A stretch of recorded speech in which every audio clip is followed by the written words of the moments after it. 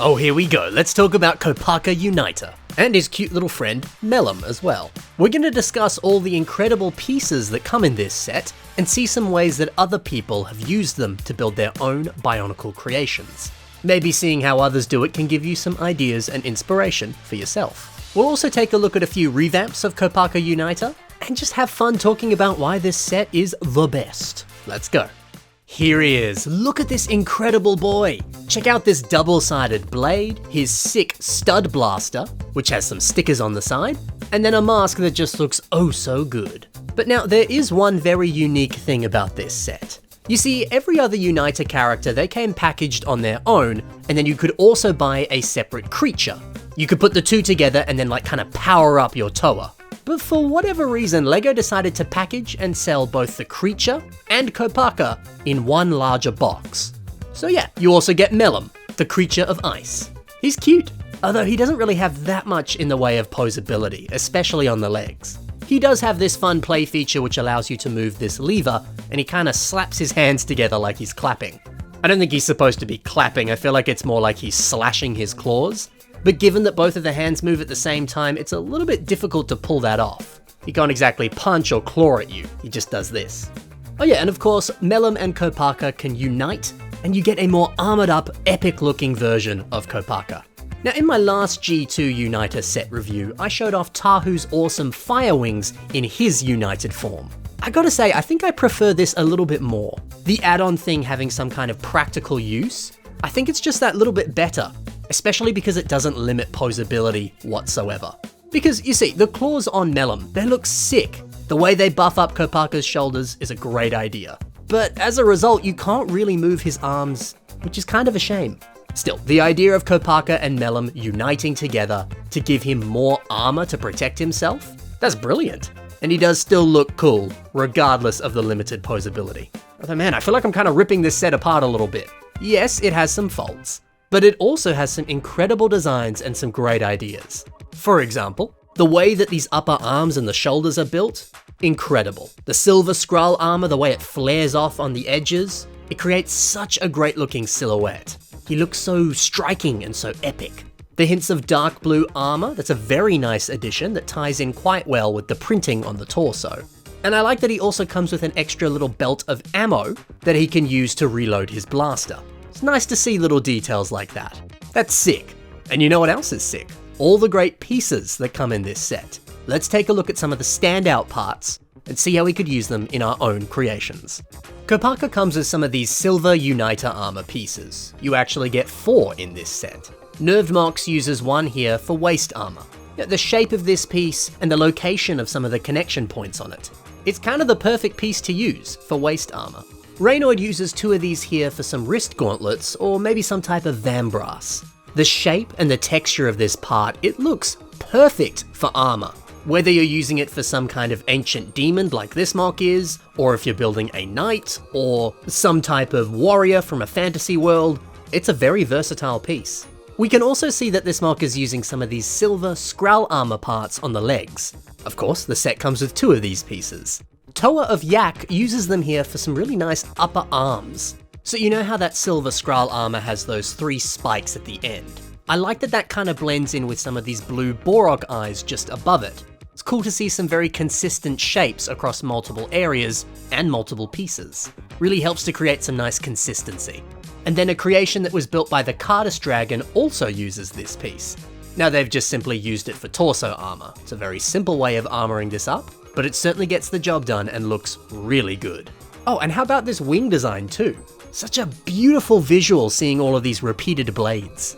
Kopaka Uniter's mask might be my favorite of the bunch. It looks so good in both colors. And yo, the fact that you can put a stud into the scope eye, that's the best. It allows for so much customization. Speaking of which, here's a couple mocks that use both of these mask variants.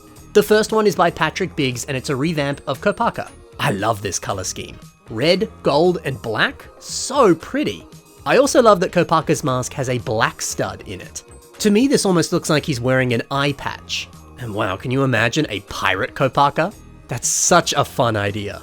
Patrick also uses the golden variant here on a revamp of Nuju. Man, what a smart idea to place a gold chain piece onto the eye so it makes it look like they're wearing a monocle. That's so freaking clever. And then matching that with a very spiffy looking suit and some fancy dark brown boots. This is such a vibe. What a gentleman.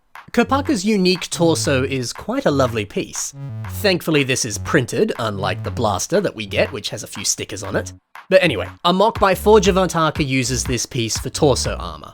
And what I love about this is that they've paired it with these leg pieces. These ones came on Hully and Nika. As you can see, these parts had this beautiful dark blue and white marbled color to them.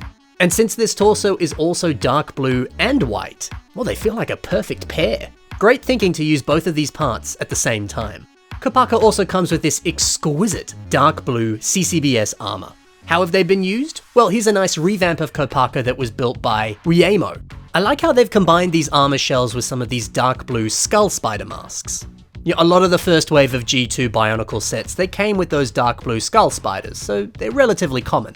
So if you have some of these in your collection, combine them with these armor pieces and suddenly you've got a lot of dark blue that you can play with. And hey, if it looks as good as it does on this mock, it's going to look exceptional on yours.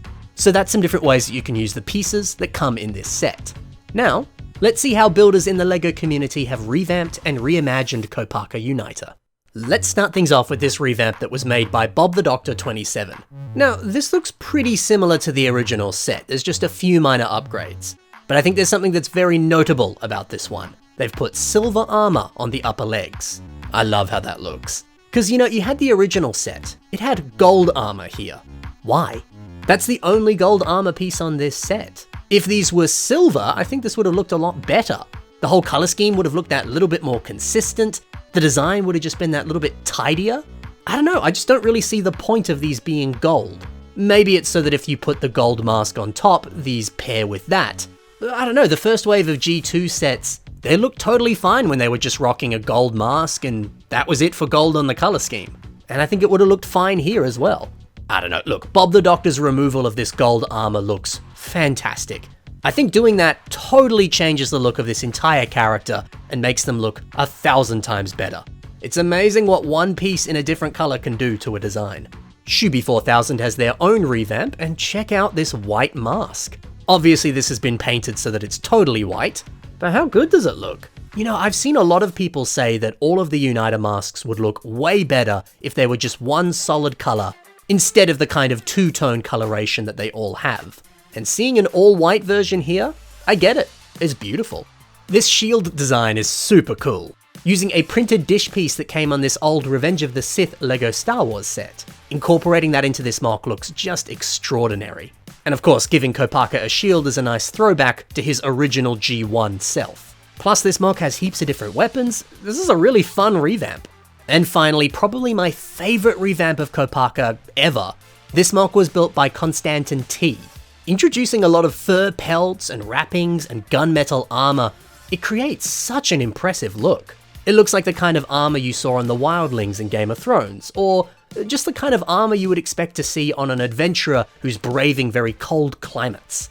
It's such a specific and awesome vibe that they totally nailed. And who would have thought that dark tan and gunmetal would look this good on Kopaka? So there you have it guys, that's my thoughts on Kopaka Uniter. That's how you can use the pieces that come in this set in your own mocks, and that's a few revamps as well. I hope you enjoyed, and I hope you got a little bit of inspiration too. If you enjoyed the mocks that you saw in today's episode, be sure to check the links in the description below. You can see more of their work right there.